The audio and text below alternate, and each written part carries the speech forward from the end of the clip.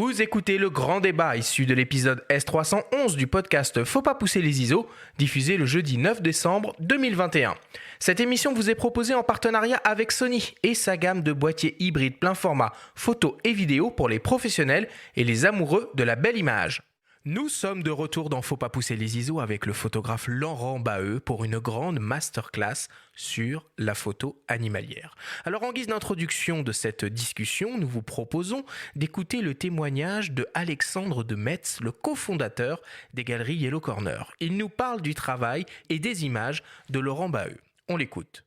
Quand nous avons découvert le travail de Laurent il y a 12 ans, qui a été tout de suite un choc pour moi, car pour être tout à fait honnête, j'ai vu beaucoup de travail et on m'a présenté beaucoup de choses sur l'Afrique, mais tout de suite, quand on voit le travail de Laurent, la force qui en émane, c'est sa signature. Il y a un travail dans les noirs qui est absolument unique et qui est le sien.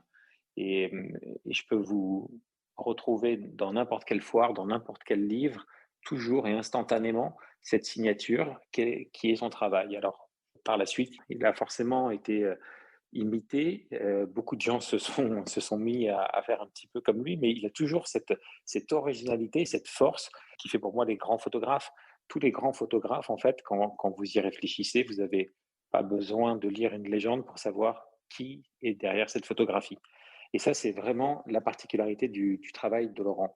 Nous, au sein de Yellow Corner, en plus, il a une force qui nous correspond, c'est qu'il y a une universalité de son travail. C'est un travail qui parle vraiment à toutes les nations, tous les gens dans le monde entier. Aujourd'hui, on a 150 galeries dans 25 pays. Et à chaque fois, le travail de Laurent est accueilli avec un enthousiasme, mais extrêmement fort.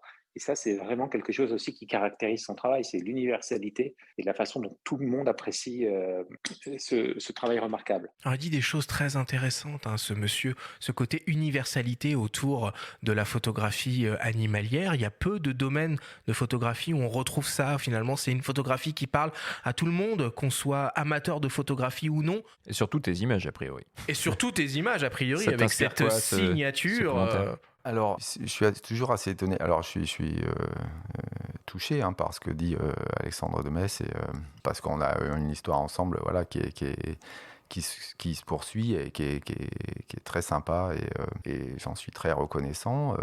Ça fonctionne entre nous, ça c'est chouette. Sur l'universalité, pardon. La photo, c'est un langage, quoi. C'est un langage qui peut être compris dans le monde entier sans mettre des mots dessus. Donc c'est pour ça que ce média m'a séduit et m'a fasciné, quoi. Voilà, c'est un langage que tout le monde peut comprendre, que tu parles chinois, russe ou anglais ou japonais. Voilà, tu comprends par l'image des choses, tu fais passer des messages. Donc ça, c'est super. Sur le noir et blanc, sur la force du noir et blanc, je crois que beaucoup de gens, tu vois, on parle d'une masterclass avec Laurent Baheux, mais moi, j'ai toujours un peu de mal avec ça parce que je me considère pas comme un maître de la photographie, quoi. Ça serait oublier tous mes illustres prédécesseurs. Je crois que les gens ont oublié assez facilement ce qui s'est passé avant. Et moi, je me suis imprégné de ça, je me suis nourri de ça, je me suis inspiré de tous ces grands maîtres de la photographie, parce que moi, je fais que 1m80. Voilà. Tu penses à qui en tant que maître, en tant qu'influence dans ton parcours noir et blanc ? Je pense à Sebastião Salgado, je pense au Doano, je pense au Cartier-Bresson, je pense à Brassailles, je pense à Peter Bird sur l'Afrique. Ah voilà, parce que jusque-là, c'était pas des photographes forcément animaliers. Salgado un petit peu, non, d'ailleurs. Non, pas forcément. Ouais, mais parce que je me sens pas photographe animalier, je me sens photographe d'abord, avant tout, et fortement imprégné par le noir et blanc. Donc voilà, donc je suis pas le seul à utiliser la force du noir et blanc pour capter le regard des gens. Alors je te propose que l'on rentre tout de suite dans le vif du sujet, et que l'on parle de la manière dont tu travailles sur le terrain. Laurent, tu es amoureux de l'Afrique et tu es sans cesse à la recherche des grands mammifères terrestres que tu photographies dans leur environnement naturel. Alors peut-être pour commencer, est-ce que tu peux nous raconter comment tu as découvert l'Afrique pour la première fois Et qu'est-ce qui finalement t'a fait tomber en amour pour ce continent et ses animaux? L'Afrique, pour la première fois, c'était la Tanzanie, c'était l'Afrique de l'Est, c'était le Serengeti, c'était le Tarangire, c'était des endroits de vie sauvage assez exceptionnels, assez extraordinaires. À un moment où je saturais du sport, où j'avais les deux pieds dans le sport et dans la ville, où j'étais parisien, citadin, moi, le petit provincial qui a grandi à la campagne et qui est monté à la capitale pour faire son parcours voilà, dans le métier que j'avais choisi, dans la photo de sport.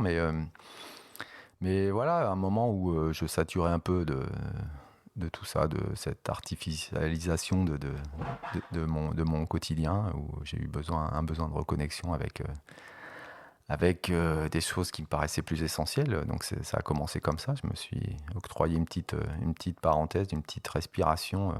C'était quoi, 2002, c'est ça? 2002, ouais, en Tanzanie, sur un séjour d'une dizaine de jours, à la manière d'un touriste lambda, j'ai envie de dire, mais bien équipé quand même, parce que les photographes de sport, j'avais quand même sorti l'artillerie lourde, et notamment le 600 mm, et j'avais déjà un boîtier numérique, et puis toute la panoplie d'optiques qui vont avec, donc, et puis avec surtout des rêves plein la tête, quoi. Et les premiers safaris, tout de suite, c'est les rêves qui se concrétisent. Tu vois les animaux, tu as un déclic. Comment c'est même pas les premiers, c'est dès le premier. C'est-à-dire que je mets les pieds en Tanzanie et là, je prends une claque tout de suite, quoi. C'est-à-dire que je crois que j'ai atterri pas très loin du Kilimandjaro, à Arusha, une ville où aujourd'hui on a un aéroport qui s'appelle Kilimandjaro Airport, mais j'arrive là et le soir même, je dors dans un lodge au-dessus qui domine le cratère du Ngorongoro, donc qui est un volcan effondré, quoi. Protégé par l'UNESCO, non? Ouais, une caldeira, ce qu'on appelle une caldeira, et dans cet ancien volcan se trouvent quasiment tous les représentants de la grande faune africaine, tous les grands mammifères africains qui ont bercé mes rêves d'enfant, et voilà, avec Tarzan que je regardais en noir et blanc sur la petite télé qu'il y avait chez mes parents, et voilà, c'est tout ça. Donc j'arrive là, et il y a tout ça à mes pieds, quoi. Tout ça dans tous ces animaux, c'est moi qui suis invité chez eux, quoi.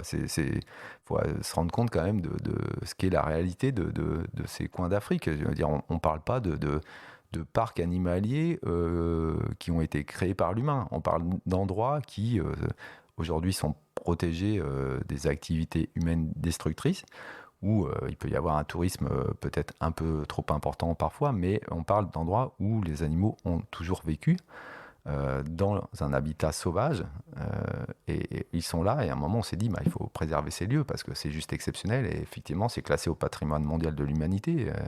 Oui, puis avec des conditions d'accès un peu strictes, enfin voilà, tu descends pas comme ça dans le cratère quand même. Ouais, encore pas assez, parce qu'aujourd'hui c'est un peu devenu un peu Disneyland. Il y a un peu trop de monde à mon goût, mais c'est la rançon du succès, quoi. Alors on parle souvent de safari photo, hein, c'est-à-dire littéralement une chasse aux animaux sauvages avec un appareil photo, bien entendu. Quelle technique est-ce que tu utilises pour aller à la rencontre de ces animaux? Peut-être déjà, est-ce que tu voyages? Est-ce que tu fais ces reportages avec un guide, ou tu es en totale autonomie? Un peu les deux, mon capitaine. J'ai un peu expérimenté les deux, en fait. Ça dépend des endroits où je vais, en fait. Voilà, ça fait maintenant 20 ans, et donc j'ai eu la chance de pouvoir parcourir à la fois l'Afrique de l'Est et c'est-à-dire qu'il y a plusieurs Afriques, en fait, hein. Moi, j'ai essentiellement parcouru l'Afrique de l'Est et l'Afrique australe pour aller faire ces photos des grands mammifères, dans des habitats naturels un peu différents. Il y a une diversité de paysages et de géologie assez différente entre l'Est et l'Austral de l'Afrique, et même entre les pays de l'Austral. Il peut y avoir des grosses différences d'habitat, Mais voilà, je connais pas, par exemple pas du tout l'Afrique de l'Ouest où l'humain a énormément décimé les populations d'animaux sauvages. Donc c'est une des raisons pour lesquelles je n'ai pas été du côté de l'Ouest, même s'il y a quelques poches où on pourrait éventuellement observer et photographier, mais ça c'est très restreint. Et alors qu'en Afrique de l'Est, il y a eu une volonté de préservation qui est arrivée un peu plus tôt et où on a du coup encore une densité animale suffisamment importante pour pouvoir voilà, se régaler, j'ai envie de dire. Et malgré ton expérience et toutes ces années de safari et d'observation au plus près de la faune africaine, tu as toujours besoin d'un guide sur le terrain pour les repérer? Donc du coup, oui, pardon, alors j'ai expérimenté effectivement seul, on peut faire des photos, voilà, mais sur l'Afrique de l'Est, j'y vais plus avec Maurice, ça fait 15 ans que voilà, principalement sur le Kenya où on fait le parcours ensemble, où on forme une équipe et où lui, il a grandi au milieu de tout ça. Je veux dire, pour aller à l'école, il traversait des bouts de bush où il pouvait y avoir des éléphants, des buffles ou des lions. Donc voilà, il est imprégné de tout ça. Le bush, c'est la savane, quoi. Le bush, c'est la savane, c'est la savane arbustive d'Afrique de l'Est, c'est l'habitat, voilà. Donc lui, il va repérer le petit oiseau que tu vois pas à 100 mètres. Il va t'énerver, il va te dire tu vois pas là, derrière les feuilles là. C'est un peu ça. Alors moi, les petits oiseaux, je les cherche pas trop. Je suis plus attiré par les gros mammifères et de temps en temps les gros oiseaux aussi. Voilà, mais il va repérer un caméléon dans un arbuste. C'est juste assez incroyable, quoi. Je pense qu'on n'a pas les mêmes yeux, quoi. Est-ce que tu sais à l'avance ce que tu veux et ce que tu peux photographier là où tu vas et finalement est-ce que tu arrives systématiquement à tes fins? Alors moi j'ai pas du tout cette démarche-là en fait. Je me mets en attente d'être prêt vraiment à saisir ce que la nature va vouloir m'offrir, mais je me dis pas bon je vais aller dans tel endroit pour capter tel comportement de tel animal. Vraiment pas, c'est vraiment pas ça. Je suis pas un naturaliste, je suis pas un animalier dans ce sens-là. C'est-à-dire que moi je vais être plutôt un opportuniste et un contemplatif, un peu comme le ferait un photographe de rue en fait. Hein. Le photographe de rue il se dit pas tiens Cartier-Bresson ou Doisneau, ils se disaient pas trop tiens je vais faire telle ou telle photo quoi. Quoique Doisneau sur le baiser de l'hôtel de ville on pourrait en discuter parce que visiblement on pourrait faire une émission là-dessus je pense. C'était plutôt voilà mais Cartier-Bresson l'instant quoi, l'instant décisif sur des scènes de rue que tu peux pas prévoir tu peux légèrement les anticiper mais j'ai un peu la même approche et la même démarche dans la vie sauvage, c'est-à-dire qu'il y a plein de scènes à photographier, il y a plein d'instants décisifs qui vont se présenter, je me mets juste en capacité de pouvoir les saisir et j'en rate beaucoup mais de temps en temps j'en réussis. On t'a quand même connu à tes débuts pour tes photos de lions principalement. Il n'y a pas des animaux qui te parlent plus que d'autres ou il y en a qui sont plus photogéniques avec la crinière.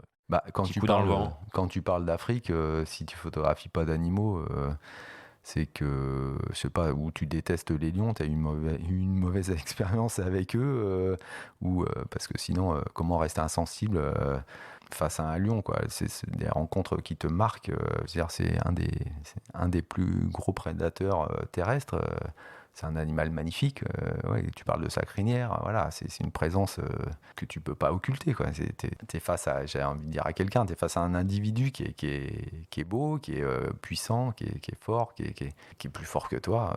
Et voilà, t'as un rapport à l'animal, au monde sauvage. Ça, c'est vraiment le symbole de la toute-puissance du monde sauvage. Mais parce que il est à la fois fort, puissant, tout ça, mais tu peux l'approcher très près finalement, même dans ces safaris. Et quel matos tu utilises? T'es toujours à la longue focale ou des fois tu mets Mais alors ça, c'est une question qui revient très souvent, et à comprendre que l'animal sauvage dans son habitat naturel, c'est lui qui choisit la rencontre, c'est lui qui choisit la distance, c'est pas le photographe, quoi. Et ça, moi, ça me plaît en fait. C'est cette part d'inconnu, de hasard, de chance. Et j'aime cette humilité de me dire, c'est pas moi qui a toutes les cartes en main, c'est pas moi qui a ce pouvoir-là sur l'animal sauvage. Je suis invité chez lui, je me suis invité chez lui, c'est même pas lui qui m'a invité. Je me suis invité chez lui, c'est lui qui décide. C'est normal, quoi. Il décide s'il tolère ma présence, s'il a envie de voir ma gueule ou pas, s'il a envie de s'approcher ou pas, ou s'il a envie de s'éloigner, de partir. Et ça me va très bien. J'accepte cette part-là. Et du coup, ça rejoint quelque chose moi qui me parle fortement, c'est que l'homme veut tout contrôler, veut tout décider. Et dans cette démarche-là, c'est tout l'inverse. Et moi, ça me fait du bien d'être dans cette situation-là, quoi. Du coup, comment tu fais pour gérer ta sécurité avec des animaux sauvages? Est-ce que tu as déjà eu peur? Ouais, j'ai déjà eu peur parce que je suis pas un warrior déjà, parce que n'importe qui de normalement constitué doit avoir peur face à ces animaux-là, non pas parce qu'ils sont méchants et agressifs sans raison, mais parce que ce sont des animaux sauvages et que eux c'est juste leur instinct de survie qui les incite à être parfois dangereux pour l'homme, agressif, mais le plus gros danger c'est pas l'animal, c'est plutôt l'homme. Donc là, quand tu viens les perturber dans leur chez eux, quoi, dans leur maison, hein, je prends l'exemple. Alors on pense souvent alors oui, je me suis fait des frayeurs avec les éléphants qui peuvent charger, mais parce que tu te fais charger par une matriarche, parce que tu te retrouves au milieu d'un troupeau et que tu n'as pas vu qu'à ta gauche, il y avait des éléphanteaux qui n'avaient pas encore traversé la piste que tu as empruntée et que la matriarche, elle, était devant et qu'elle se retourne sur toi parce qu'elle ressent ta présence comme une menace, parce que tu coupes la route aux éléphanteaux qui la suivaient. Donc c'est normal, quoi. C'est un réflexe d'instinct maternel protecteur où elle te fait rapidement comprendre que t'es pas au bon endroit au bon moment. Voilà, c'est juste ça. Et après, avec d'autres espèces aussi, parce que en fait, tu t'es rentré dans leur zone de confort. Mais je pense qu'il suffit juste, pour le comprendre, de se mettre à la place de l'animal. C'est-à-dire que, est-ce que toi, si on s'invite chez toi et qu'on vient se coller à quelques mètres de toi pour te tirer le portrait alors que t'as pas été on t'a pas demandé ton avis, est-ce que tu te sentirais pas un peu agressé, quoi? Du coup, t'as une super bonne connaissance des espèces, de leurs habitudes. Est-ce qu'il y a des moments qui sont à privilégier pour pouvoir les photographier? Je pense par exemple peut-être à une période de reproduction, à une période de chasse, un moment où ils se nourrissent, je sais pas. Alors moi, je suis pas naturaliste, je suis pas scientifique non plus. Je suis pas dans une étude des comportements. Évidemment, au fil des années, au bout de 20 ans, j'ai appris et compris pas mal de choses sur les animaux. Mais ouais, il y a quelques moments privilégiés. Mais l'expérience m'a appris que en fait, plus tu cherches des moments précis à photographier, et moins tu y arrives, quoi. C'est-à-dire que mes meilleures photos, la plupart du temps, c'est à des moments où tu t'y attends pas, quoi. C'est à des moments où t'as un exemple qui te vient en tête comme ça? Ouais, on parlait tout à l'heure du Ngorongoro, qui était une de mes premières, la première expérience avec l'Afrique, avec les mammifères. J'y suis retourné. Je me souviens d'un séjour en 2007 où j'ai fait une photo d'un petit zèbre, d'un zébron qui saute par-dessus un adulte dans le cratère, parce qu'il s'est retrouvé sur une butte derrière l'adulte et que par jeu, il s'est dit tiens, c'est facile de sauter l'obstacle là, comme le ferait un cheval à un concours de CSO, un concours d'obstacles, et lui il a juste sauté. Et j'ai eu ce réflexe de photographe sportif. J'ai réussi à faire une image nette et bien cadrée de cette scène-là que j'aurais jamais pu imaginer. J'aurais pu me dire je connais aucun photographe qui aurait pu se dire je vais aller dans le cratère Ngorongoro ou n'importe où ailleurs en Afrique pour faire un petit zébron qui saute par-dessus un adulte. Alors je souhaite bon courage à celui qui veut faire la même image que moi. Ça va être compliqué. J'ai eu beaucoup de chance et voilà, et j'ai eu le bon réflexe et je me suis trouvé au bon endroit au bon moment. Mais j'aime ces situations-là, et c'est là où c'est quand en fait tu n'attends rien que les choses se passent la plupart du temps, quoi. Alors que quand tu essaies de provoquer, de forcer ta chance et de provoquer les choses, ça marche. Moi, ça marche rarement en tout cas. Alors il y a quelques semaines, tu as animé une conférence au Festival de Montier-en-Der sur comment pratiquer la photo animalière sans perturber la vie sauvage, conférence qui a été organisée par le Fonds international pour la protection des animaux et Tamron. Ces deux acteurs ont d'ailleurs publié une charte de la photographie animalière que d'ailleurs le magazine Le Monde de la Photo a signée. On écoute Jean-Christophe Thierry, le président directeur général de Tamron France, nous présenter cette charte. Alors pourquoi la charte? C'est très simple en définitif. Depuis le milieu des années 2010, Tamron équipe un grand nombre de photographes amoureux de nature en ultra téléobjectif. Naturellement, on a gagné en maturité et puis on s'est demandé mais comment faire bien notre travail, comment le faire de manière éthique. Donc on s'est rapproché de IFO un peu pour modéliser les bons comportements des photographes à adopter en milieu naturel. Donc ça a donné la naissance à la charte, voilà tout simplement. On en est assez fiers parce que c'est un joli travail qu'on fait un petit peu hors champ avec les équipes d'IFAO, qui sont des gens vraiment passionnés et très agréables. Voilà, donc maintenant notre but, notre objectif, c'est qu'elle soit lue, qu'elle soit diffusée et qu'elle soit comprise, expliquée sur le lieu de prise de vue. Voilà, on a d'énormes projets en cours, les sélections d'ambassadeurs. On a beaucoup de sociétés qui viennent de milieux connexes à la photographie. J'entends le voyage, la presse avec le monde de la photo. Il y a des photographes qui nous sollicitent, voilà, pour faire vivre. Donc en fait, d'une idée naturelle et d'une idée simple en fait, qui est de bien faire les choses en respect avec notre environnement, on se retrouve au milieu d'une sorte de tourbillon, d'un effet boule de neige, et très sincèrement, on en est assez fiers. Alors Laurent, cette charte, elle va dans le bon sens, évidemment. Quelles règles ou quels conseils tu pourrais donner aux photographes pour respecter les animaux et leur environnement quand ils sont en safari, qu'ils soient en Afrique ou ailleurs d'ailleurs? La première chose qui me vient, c'est je me dis que cette charte-là, on devrait obligatoirement la distribuer aux millions de chasseurs qui ont un permis de tuer, parce que le pire des photographes fera jamais pire que le meilleur des chasseurs, vous voyez ce que je veux dire. Donc ça serait bien. Alors après, effectivement, des mauvais comportements chez les photographes de nature peuvent perturber la vie sauvage, mais jamais moins que de se balader avec une arme pour détruire et tuer, quoi. Certes, ouais, non, c'est vrai, on n'ira jamais jusque-là, mais j'avais pu témoigner quand même dans le Pantanal de certaines scènes absolument hallucinantes où j'avais comptabilisé jusqu'à 25 bateaux de gens en train d'observer un couple de jaguars, et en les suivant, empêchant même ces jaguars de traverser le fleuve à la nage. Les bateaux se retrouvaient en travers, donc on n'est certes pas sur du meurtre ou de la chasse, comme tu le dis là, néanmoins, on est sur une perturbation majeure de leur habitat et de leur écosystème. Complètement d'accord, c'est pour ça que j'ai trouvé cette initiative vraiment très intéressante et que c'est pour ça que j'ai accepté de participer à cette conférence qui a eu lieu à Montier-en-Der.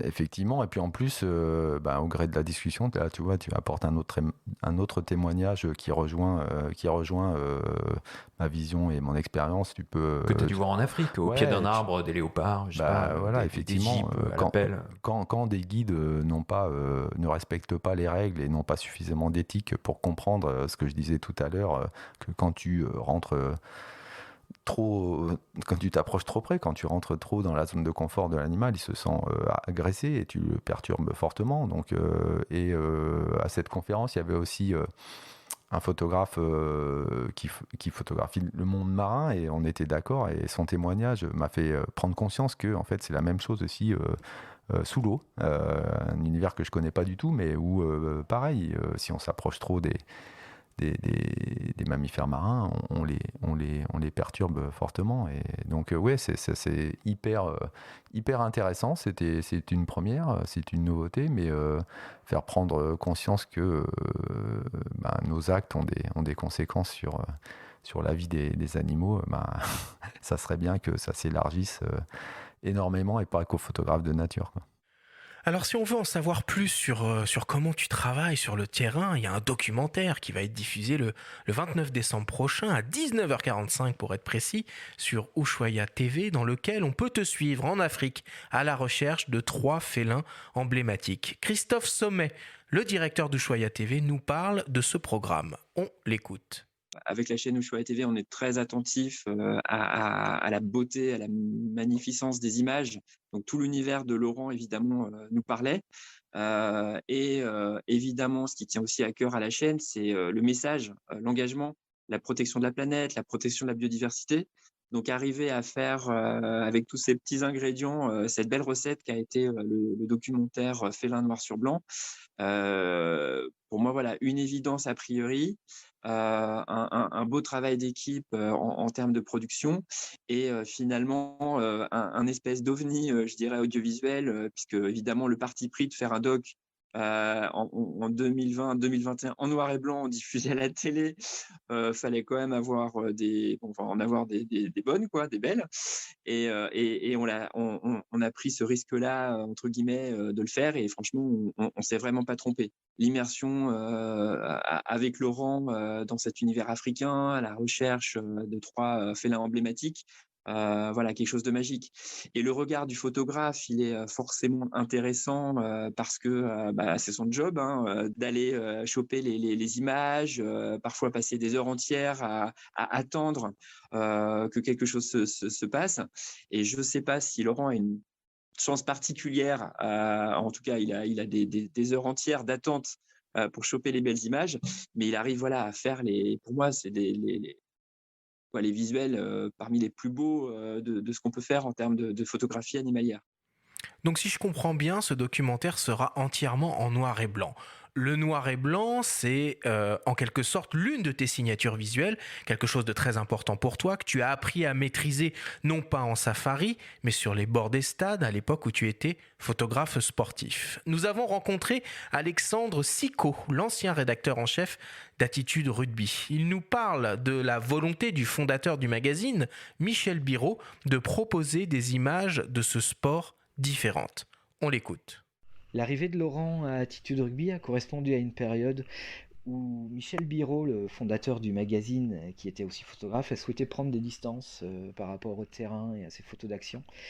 Il a donc cherché des photographes capables de le suppléer sur ce genre de travail, et Laurent faisait partie de ceux qu'il aimait bien et dont il appréciait le travail. Et je crois que ce qu'il appréciait particulièrement dans celui de Laurent, c'était son sens du cadrage et de la composition qui était déjà marqué. Et pour Laurent, je crois que c'était une des premières fois où il a pu apprécier son travail en noir et blanc. Alors je ne sais pas si ça a été un déclic majeur pour lui, mais en tout cas, je crois que ça l'a sensibilisé à tout ce que le noir et blanc pouvait offrir en termes de photo, quoi, et de rendu photographique. Et voilà, et je pense que ça, pour lui, ça l'a aidé dans son travail futur. Alors, le documentaire Félin noir sur blanc, on pourra le voir le 29 décembre, entièrement tourné en noir et blanc. On te voit d'ailleurs avec Maurice, ton fidèle guide. Et tout ça revient à l'époque où tu photographiais encore de l'actualité sportive en noir et blanc pour Attitude Rugby. Finalement, c'était ça le déclic, comme le disait Alexandre Sicot. Ouais, chronologiquement, il y a tout ça, mais d'abord, je voudrais quand même profiter de ce qu'a dit Christophe Sommet, là, qui a cru à ce projet-là, quoi. Et je voudrais remercier, donc, évidemment, Christophe et la chaîne Ushuaïa, parce que ouais, c'était quelque chose qui, le noir et blanc, voilà, c'est souvent, en fait, j'ai vécu la même chose quand j'ai voulu commencer à faire des livres sur mon travail, sur l'Afrique en noir et blanc. Les éditeurs, beaucoup ont été frileux, ont trouvé ça intéressant ou beau, etc., mais m'ont opposé que c'était pas forcément grand public et que c'était risqué de faire un ouvrage qu'avec du noir et blanc. Donc, or toi, tu fais plus du tout de couleur. Non, je fais plus du tout de couleur, et j'en ai finalement peu fait, à part dans le sport, parce que c'est ce qu'on me demandait obligatoirement. Sauf Michel Biraud. Sauf Michel Biraud, voilà, chez Attitude Rugby. Sur la partie, avant que j'oublie, sur la partie Félin noir sur blanc, alors c'est un film donc qui est rediffusé le 29 décembre, mais qui a été présenté pour la première fois sur Ushuaïa TV en mai, pendant le mois de l'Afrique. Et je voudrais quand même dire qu'à l'origine du projet, c'est Alexandre Soulier qui a eu cette idée de faire un film sur mon travail, ma vie, mon œuvre, sur ma quête photographique, et notamment à travers les félins, à travers le lion, ma quête du lion, du léopard et du guépard en Afrique. Et que sans lui, le film n'aurait pas vu le jour. Voilà. Et ensuite, il a fait adhérer Ushuaïa au concept, au projet, et qu'ils ont formidablement participé à la réussite du film. Et d'ailleurs, le film continue, commence sa vie dans les festivals, est sélectionné en sélection officielle un petit peu partout. Voilà. Et on vient de recevoir le premier prix. La première récompense pour le film, donc un film de Mathieu Lelay, c'est pas un film de Laurent Baheux, le réalisateur c'est Mathieu Lelay. Tu es le sujet. Je suis le sujet du film. La proie. Je suis la proie, mais j'ai été filmé. Ce film a été réalisé par Mathieu Lelay, avec qui on a vraiment, j'ai vraiment bien accroché avec Mathieu. On est sur la même longueur d'onde et on a passé un mois ensemble sur le terrain au milieu des lions pour ce film, et c'était chouette. Et dans ce film, on te voit donc du coup bosser, on te voit shooter. Si tu peux nous dire un mot sur ton sac photo, le contenu de ton sac photo, ça intéresse souvent les auditeurs aussi qui se demandent, tiens, il bosse avec quoi, quel genre d'optique il utilise sur le terrain. On te voit manipuler des grands télés, un peu tout. Est-ce que tu peux nous décrire un petit peu ce que tu as? Ouais, alors sur le terrain, donc quand il n'y a pas Mathieu et Thiago, il y avait en fait 2 caméras pour le film complètement tout le temps braqué sur moi, mais voilà, et sur Maurice, parce que Maurice, c'est pas mon guide, j'ai plus envie de dire c'est mon frère, quoi. C'est mon frère et c'est mon compagnon de route, mais c'est pas mon guide, parce qu'aujourd'hui il comprend comment j'aime photographier, ce que j'ai envie quel rapport à l'animal j'ai, et du coup ça conditionne plein de choses, et sans se parler on se comprend, et il sait comment il va savoir comment orienter le véhicule en fonction de la lumière, etc. Ouais, c'est ça, exactement aussi. Ouais. Et puis surtout la distance, et perturber le moins possible les animaux, etc. Être une démarche plutôt de retrait. Et puis sur la partie photo, j'ai cette chance formidable d'être ambassadeur Sony, donc j'en profite bien, et je les remercie aussi parce que j'ai du coup beaucoup de matériel, et notamment quand je veux, j'ai un 600 mm, 604. J'ai en termes de boîtier. Alors pour les optiques, évidemment, j'utilise aussi, je sais même plus, 200-600. Ouais, 200-600. Ouais, 200-600, pardon, chez Sony, qui est très léger, très maniable. Même si le 600 fixe, le 604 est aussi très léger. C'est-à-dire que quand je parlais de mon premier séjour en Tanzanie, où j'avais un 600 dans les mains... c'était les réflexes à l'époque. Ouais, c'était du réflexe. Et puis le 600, il faisait au moins 6 kilos, quoi. Et il faisait juste l'optique. Aujourd'hui, chez Sony, le 600, il doit faire 3 kilos... à peine, autour de 3 kilos. Donc ça, j'ai l'impression d'avoir un 300 dans les mains plutôt qu'un 600. Enfin, moi qui ai atteint le demi-siècle et qui ai connu des optiques très lourdes sur le sport, et qui utilisent principalement des longs télés, ça c'est chouette.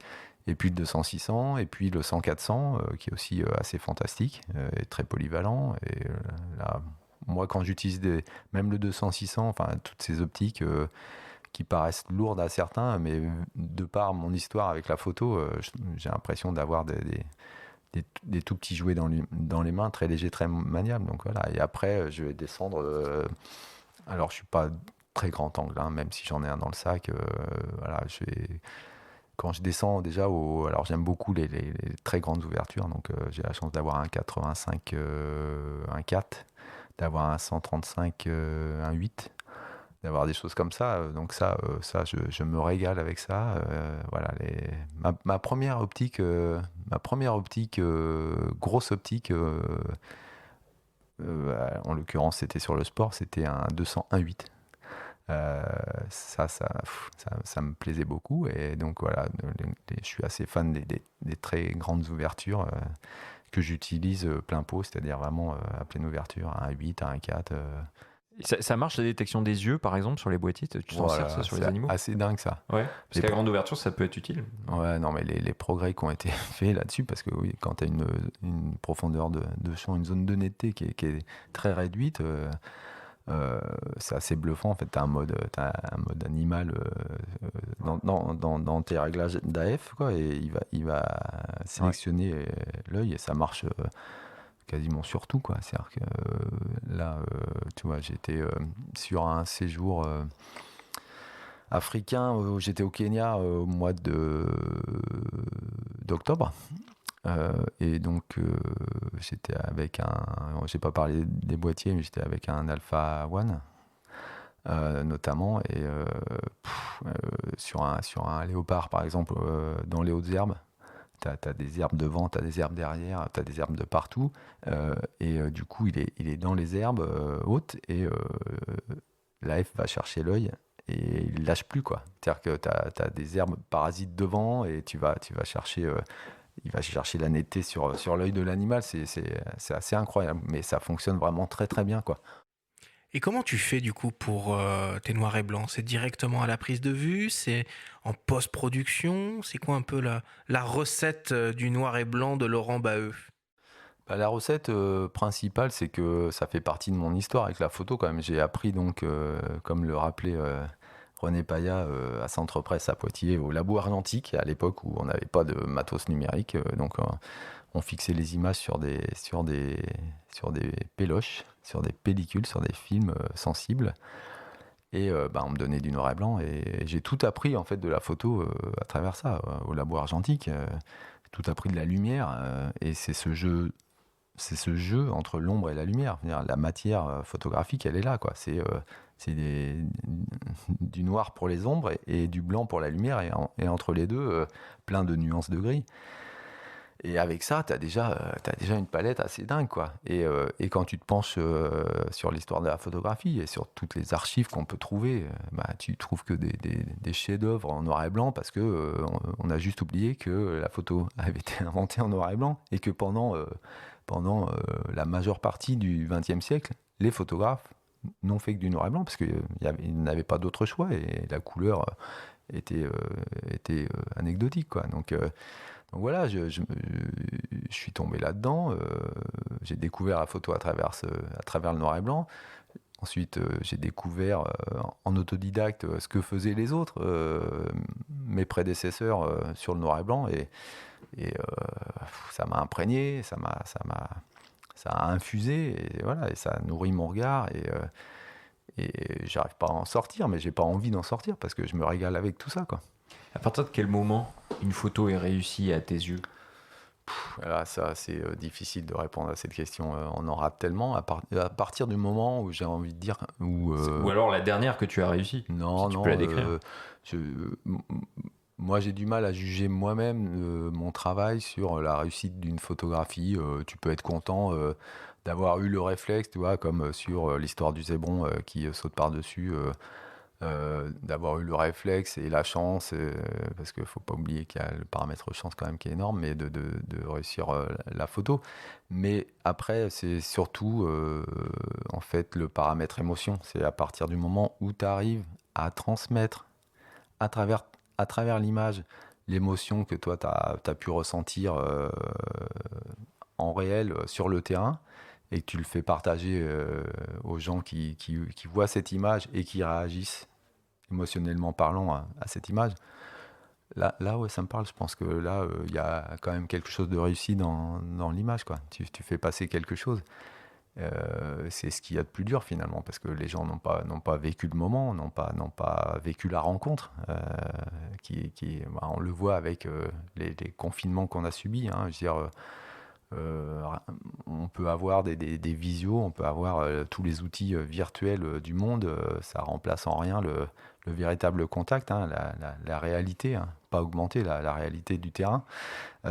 Et du coup, et voilà, toute l'histoire est là. Même si tu as fait une exposition, une galerie virtuelle Ouais. pendant les confinements. J'en ai fait plusieurs et je suis, pour dire la vérité, c'est surtout Marilyn qui a fait un travail remarquable là-dessus. Marilyn, c'est mon épouse, c'est ma compagne. C'est la mère de mes enfants, mais c'est aussi quelqu'un qui m'accompagne sur mon travail depuis plus de 10 ans. Et c'est elle qui a du coup qui s'est collée à la réalisation de ces expos virtuelles. Donc aujourd'hui, il y en a déjà, on vient juste de sortir la 4e sur l'éléphant, justement. Il y en a quelques-unes sur le site, ouais, il y en a 4 qui sont toujours disponibles gratuitement, en accès 7/7, 24/24, mais il y a aussi des vraies expos. Alors on va un peu sortir de la pratique de la photographie pure pour s'intéresser à tes engagements, nombreux auprès par exemple d'associations de protection des animaux et de l'environnement.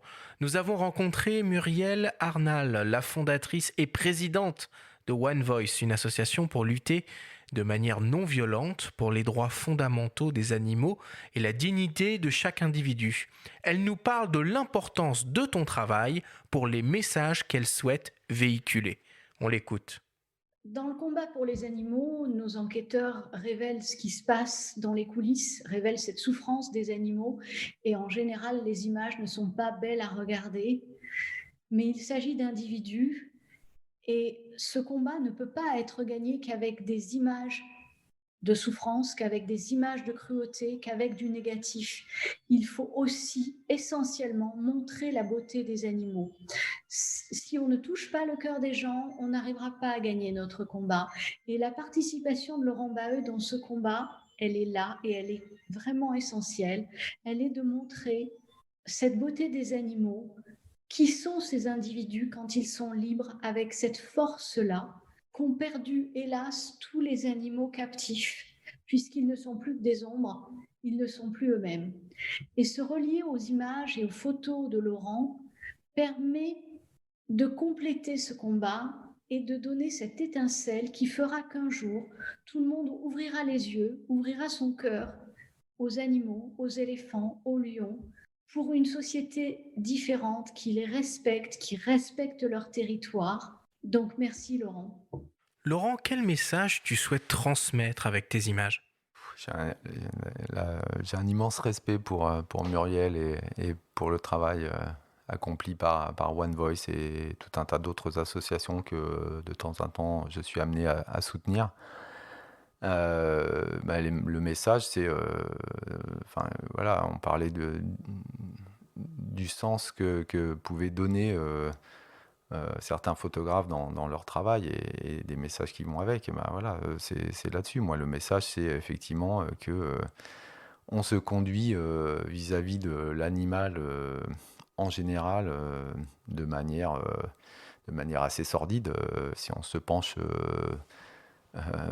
de façon réaliste sur le constat aujourd'hui, on ne respecte pas les animaux, on les utilise et on les exploite et on les produit que pour nos seuls intérêts, voilà où on en est aujourd'hui. Donc ouvrons les yeux, comme le dit Muriel, sur tout un tas de choses. C'est la captivité notamment, et pas que, pas seulement.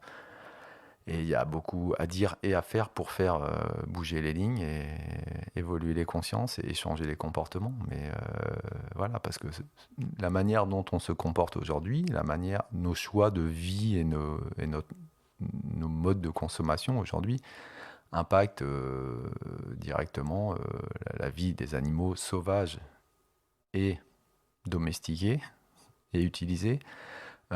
Et ça, on peut plus l'ignorer, quoi. C'est quelque chose qui a beaucoup de conséquences, et ça rejoint ce que dit Cyril Dion dans son film Animal. Mais ça remonte à quand pour toi cet engagement? Parce qu'on en parle de plus en plus finalement, mais toi tu te souviens d'un déclic en particulier? Non, ça a été vraiment progressif en fait, au fil du temps, au fil de mes observations. Et pas qu'en Afrique, hein. Il y a Isis Black où tu es aussi allé sur l'Arctique, une parenthèse dans la glace. Ouais, les gens le savent peu, mais c'est vrai on me met assez facilement dans le tiroir Afrique en noir et blanc. Mais alors le noir et blanc, ça, oui effectivement, mais il n'y a pas que l'Afrique. Non, ouais, j'ai parcouru un peu l'Arctique, l'Ouest américain, et puis plus près de nous, j'ai photographié plus récemment des animaux dits de bouche ou de boucherie ou de voilà. Comme les cochons par exemple, qui est un animal très intelligent, au moins autant que l'homme, et ça me fait penser à cette citation d'une joueuse de tennis. Alors moi je suis joueur de tennis depuis toujours, hein, depuis mes 14 ans, et donc ça me parle peut-être encore plus, mais Martina Navratilova qui a dit que c'est quand même assez étrange comment peut-on à la fois avoir un animal pour compagnon et un animal pour notre repas, quoi. Alors, moi, ça me parle beaucoup, quoi.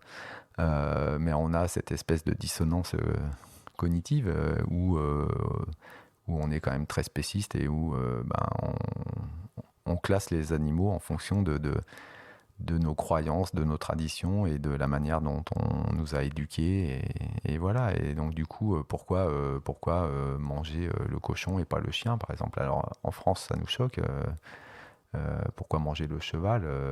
Aujourd'hui ça choque, il n'y a pas si longtemps ça choquait pas tant que ça en France. Les Mongols par exemple, j'ai eu la chance d'aller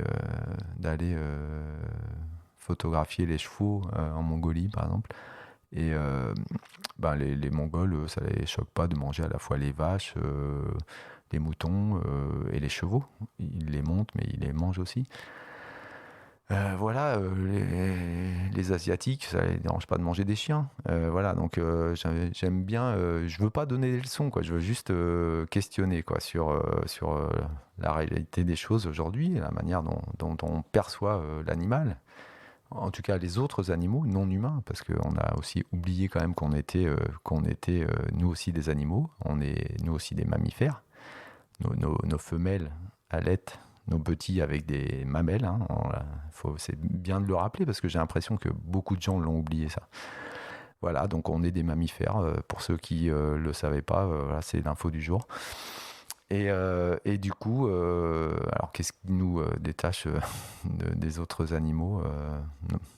Notre pseudo-intelligence qui, pour moi, devient peut-être une tare parce que la manière dont on s'en sert, si c'est juste pour détruire l'habitat dans lequel on vit, je cherche l'intelligence. Alors pour terminer, on vous propose d'écouter le témoignage de Frédéric Dahan, le fondateur des éditions Emeria, chez qui tu viens de publier ton nouveau beau livre Elephant. On l'écoute. Cela fait depuis plus de 10 ans qu'on se connaît avec Laurent. On avait déjà travaillé ensemble, mais plus sur la partie production. Et moi, j'ai créé cette maison d'édition Emeria il y a 3 ans avec des associés. Et on se tâtait un petit peu avec Laurent pour réaliser un premier livre ensemble. Et en fait, on a pris cette décision en 2021, début 2021. Je crois que l'un et l'autre, d'abord, on s'apprécie beaucoup. Je sais que Laurent est très attaché à la qualité de production que nous savons réaliser. Et en fait, il y a une vraie complémentarité entre nous, c'est-à-dire que nous avons fait ce qu'on appelle une levée de fonds sur notre plateforme, une plateforme de crowdfunding.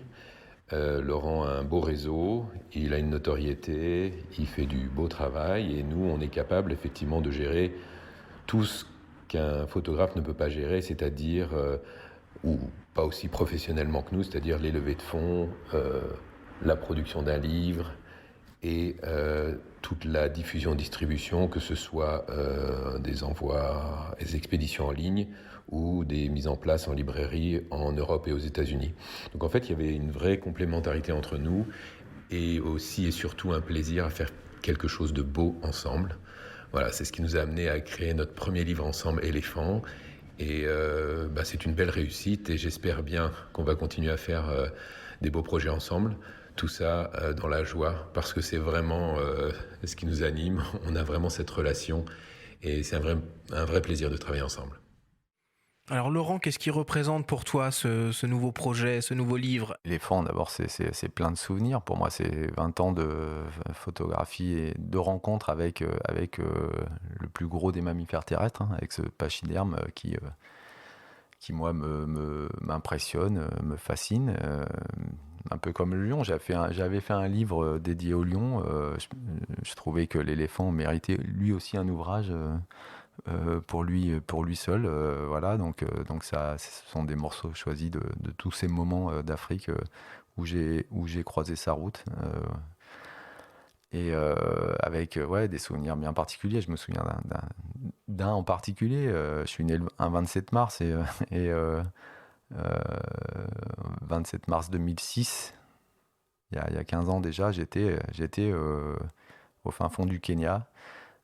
J'étais déjà avec Maurice, c'était mon premier séjour avec Maurice.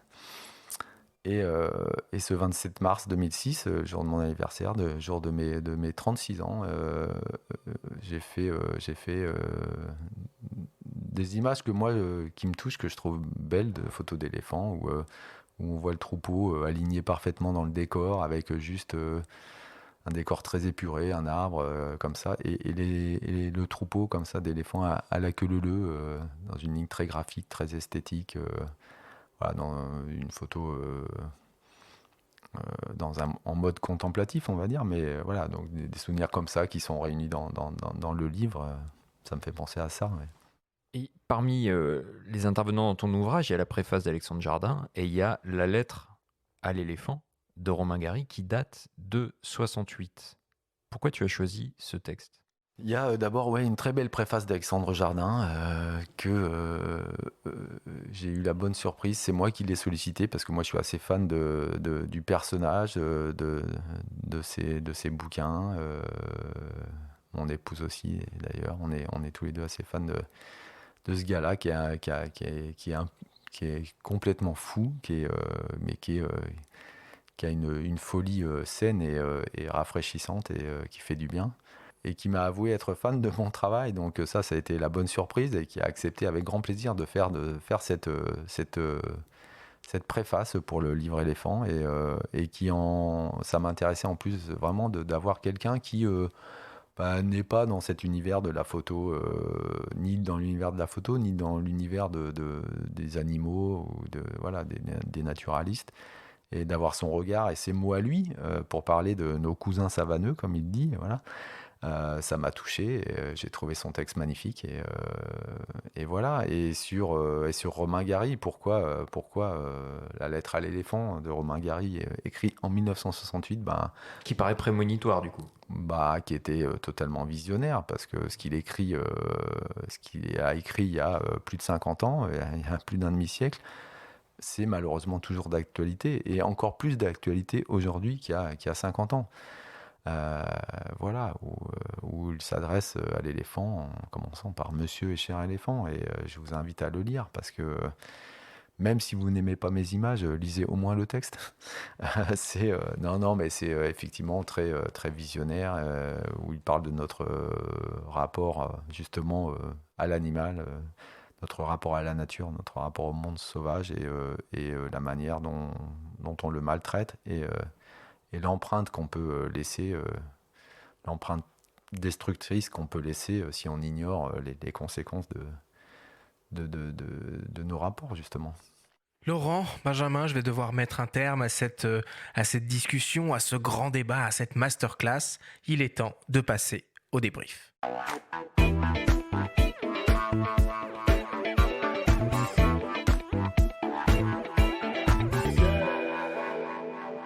Nous sommes toujours avec le photographe Laurent Baheux pour notre grande discussion sur la photo animalière.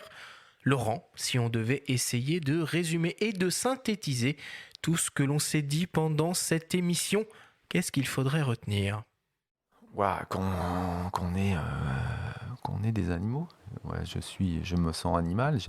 J'aimerais que plein de gens se sentent animal. On est voilà, à trop vouloir pousser les ISO, on finit par sortir de la photo, mais ça me va bien d'utiliser la photographie comme prétexte pour questionner, pour faire réfléchir sur notre époque, sur toute la violence banalisée, la violence ordinaire qu'on retrouve chez les hommes aujourd'hui, mais aussi chez les animaux. Voilà, donc ouais, il y a beaucoup de ça, et puis il y a au fait quand même un peu qu'on peut aujourd'hui prendre plaisir à faire des photos, qu'on peut faire du noir et blanc, qu'on n'a pas forcément besoin de la couleur, même si il y a des photographes qui font un travail magnifique en couleur. Ben, le noir et blanc, vous pouvez vous amuser, vous pouvez explorer toutes les possibilités qu'on peut avoir avec le noir et blanc, et voilà, il y a tout ça. Enfin, à travers ma petite histoire, j'invite plein de gens à faire leur parcours, et on peut aussi dire que peut-être que quelque chose dont on n'a pas parlé, mais qu'il y a le savoir-faire. Alors moi, je suis pas très fan je me sens pas en position de donner des conseils photographiques, mais s'il y a un conseil que je peux donner, c'est peut-être celui-là, c'est il y a le savoir-faire, il y a le faire savoir. C'est-à-dire que souvent, les photographes ignorent, les photographes en tout cas qui veulent s'inscrire dans une démarche professionnelle, ou qui veulent essayer de vivre de leur passion. Il y en a beaucoup, il y en a peu qui y arrivent, mais il y en a beaucoup qui essayent. Faire des photos, faire des belles photos, c'est bien, mais faire savoir que son travail existe, et communiquer et mettre en place les outils autour, ça fait partie du métier, et c'est souvent ignoré par nombre de photographes qui pensent qu'il suffit juste de faire des belles images pour que ça marche. Vous pouvez être le meilleur photographe du monde, mais aujourd'hui, dans le monde dans lequel on vit, si vous ne faites pas savoir que votre travail existe, ça marche pas, quoi. Vous restez seul. D'ailleurs, on n'en a pas parlé non plus pendant la grande discussion, mais c'est l'occasion ici d'en dire un mot. Sur le faire savoir, toi, tu as fait savoir aux gens que tu travaillais sur un nouveau livre. Quel est l'intérêt aujourd'hui de toutes ces plateformes de financement participatif pour mener à bien des projets, et comment toi, tu l'utilises ? Là, en l'occurrence, on me l'a un peu proposé parce que j'avais jamais suivi ce modèle-là, mais les gens d'Emeria, qui font un travail remarquable tous, et c'est une toute petite structure et très jeune, mais qui avec beaucoup de compétences. Emeria, la maison d'édition. La maison d'édition Emeria, avec laquelle j'ai fait ce livre éléphant. Qui est une maison, une boîte française, basée à Paris, et voilà. Et Fred en a parlé tout à l'heure un petit peu, mais cette plateforme, eux en fait, ils ont leur propre plateforme de financement participatif. Donc on est passé par ce biais-là pour la réalisation, pour financer ce livre, pour la réalisation de ce livre, et ça marchait de manière formidable. Moi, jusqu'à présent, j'avais suivi un modèle classique où en fait, l'éditeur, convaincu par la qualité de mon travail et le potentiel de vente, finançait intégralement la réalisation du livre. Et là, donc, c'est un processus un peu inverse où en fait, on va lever un financement pour pouvoir réaliser le livre. Et ça a été, je suis assez content parce que du coup, ça a été très apprécié par beaucoup de contributeurs, et on a levé suffisamment d'argent pour réaliser un bel ouvrage. Laurent, quel conseil tu pourrais donner aux gens qui souhaitent préparer un safari photo ? J'ai envie de leur dire, n'y allez pas, parce que si vous allez en Afrique, vous allez attraper le virus. Il faut faire très attention au virus dans la période actuelle. C'est seulement en Afrique du Sud. Ouais, non, mais du coup, là, c'est pas du même virus dont je parle, c'est du virus de la rencontre avec l'animal sauvage. Et une fois qu'on y a goûté, on n'a qu'une envie, qu'une idée en tête, c'est d'y retourner. Et moi, c'est ce qui m'est arrivé il y a 20 ans. Et voilà. Et sur le coup, je me suis dit, ça y est, je sais ce que je veux faire, au moins pour les 10 prochaines années. En fait, il se trouve que ça fait 20 ans que ça m'a pas lâché. Donc ce virus-là, il est ancré et gelé bien, et il n'y a pas d'autre vaccin que d'aller rencontrer les animaux pour du coup assouvir ce besoin, quoi. Et quel matériel pour commencer ? Pour commencer, quel matériel les gens se focalisent beaucoup là-dessus. On n'a pas forcément besoin d'une artillerie lourde.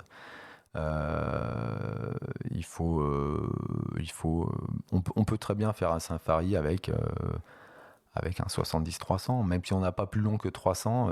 Il faut pas pleurer, il faut pas s'alarmer. On peut faire de très belles images dès l'instant où on se dit que il va y avoir des opportunités, parce que les animaux en Afrique peuvent notamment s'approcher très près. En fait, il faut vraiment distinguer la photo en Afrique de la photo en affût en Europe, par exemple, ou dans les pays occidentaux, où on a et on continue de chasser tellement les animaux que ils se sont dit, les animaux, que l'animal qui marche sur deux pattes, il est dangereux. Donc on va fuir. Voilà principalement pourquoi il faut faire des affûts en Europe. Parce qu'en Afrique, en fait, et notamment les parties où on préserve les habitats naturels et la grande faune sauvage, on n'a pas le même rapport à l'animal. C'est-à-dire que pourquoi eux s'approchent ? Parce qu'ils ont moins de crainte, en dehors du braconnage qui peut s'effectuer dans certaines zones, que les animaux peuvent subir dans certains endroits. Mais globalement, la plupart du temps, les animaux, on leur fout la paix chez eux. À venir les observer, ça les perturbe très peu. Finalement, c'est assez paradoxal, mais moi j'y vais par exemple avec Maurice et notre gros 4x4, et c'est hallucinant de voir que ça les perturbe quasiment pas. Par exemple, si on prend l'exemple des lions, pas l'impression d'interférer sur leur quotidien, quoi. C'est-à-dire que les lions vont venir des fois à quelques mètres de la voiture, comme si on n'était pas là, comme si on était invisible ou transparent. Ça, c'est assez incroyable. Et donc voilà, avec un 70-300, même presque avec un 70-200, même moi, ça m'est arrivé de faire des fois plusieurs jours avec le 85 et le 135, juste parce que je m'amusais avec ces grandes ouvertures et ces optiques-là, et je faisais plein de photos. Parce que il y a plein d'opportunités d'en faire, même avec des optiques courtes, quoi. Voilà. Après, moi, je suis pas très grand angle, mais le photographe ou la photographe qui s'éclate avec du grand angle va pouvoir faire plein de choses aussi. Du coup, il va avoir une autre approche, va s'amuser avec la proportion animale, végétale. Par exemple, je sais pas si tu connais cette photo que j'ai faite de girafes qui paraissent miniatures dans les hautes herbes. Voilà, c'est juste une illusion d'optique, hein. On peut faire plein de choses dans cette idée-là. Moi, je suis loin d'avoir exploré toutes les possibilités à ce niveau-là. Donc, il n'y a pas vraiment de règle absolue, en fait. Les gens sont souvent trop en attente de dire, on me demande souvent quelle est la bonne saison pour partir, quel est le meilleur pays, quel matériel il faut. Mais j'ai envie de dire, il faut s'affranchir un peu de tout ça, quoi. C'est le meilleur matériel, c'est celui que vous avez. Le meilleur pays, c'est celui que vous allez découvrir. Et puis la meilleure période, c'est pareil, quoi. Justement, c'est intéressant des fois de prendre le contre-pied, de partir hors période, parce que déjà il y aura moins de monde, vous serez moins emmerdé par un tourisme un peu trop de masse parfois dans certains endroits, trop concentrés, et d'aller peut-être dans des endroits qui sont moins fréquentés, et vous allez voir peut-être moins de choses, mais sans doute des belles choses, et dans des conditions plutôt sympas. Voilà, prendre un peu le contre-pied. On peut partir en période des pluies, moi ça m'est arrivé. Alors ça peut être un peu galère pour se déplacer, mais par contre il y a des ciels d'orage fantastiques. Par contre il y a des possibilités de faire des images quand le lion va s'ébrouer après l'averse. Voilà, il y a plein d'autres choses, quoi. Donc, la matière, elle est infinie en photographie. On parle des animaux. Je pense qu'en photo de rue, c'est pareil. Dans plein de sujets, en architecture, etc.